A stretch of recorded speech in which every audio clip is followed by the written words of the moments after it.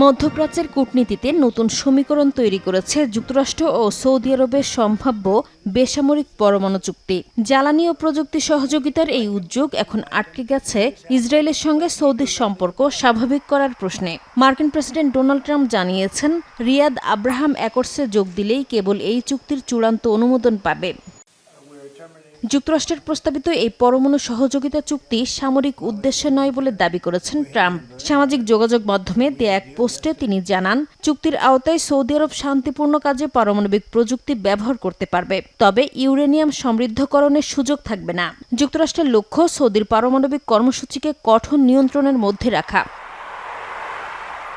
তবে এই চুক্তির সঙ্গে ইসরায়েলের স্বীকৃতির বিষয়টি যুক্ত করায় নতুন করে আলোচনায় এসেছে আব্রাহাম অ্যাকর্ডস।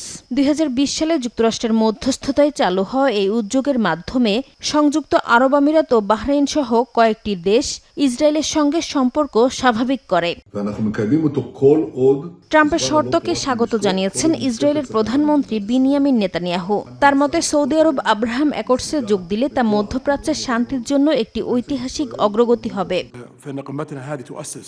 তবে রিয়াদ এ বিষয়ে আনুষ্ঠানিকভাবে কোনো প্রতিক্রিয়া জানায়নি। তাই তেল আবিবের সঙ্গে সম্পর্ক স্বাভাবিক করার বিষয়ে নিজ শর্তে এখনও অনড় বলে ধারণা করা হচ্ছে। স্বাধীন ফিলিস্তিন রাষ্ট্র প্রতিষ্ঠার জন্য কার্যকর ও বিশ্বাসযোগ্য রোডম্যাপ ছাড়া ইসরায়েলকে স্বীকৃতি দেবে না তারা।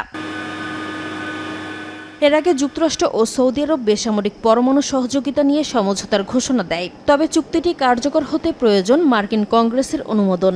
হোয়াইট হাউস জানিয়েছে, ট্রাম্পের নতুন শর্ত ঘোষণার পর সৌদি যুবরাজ মোহাম্মদ বিন সালমানের সঙ্গে এখনও তার সরাসরি কথা হয়নি। পরমাণু সহযোগিতা, ইসরায়েলের স্বীকৃতি এবং ফিলিস্তিন ইস্যু, এই তিন বিষয় ঘিরেই এখন চলছে ওয়াশিংটন ও রিয়াদের কূটনৈতিক দর কষাকষি।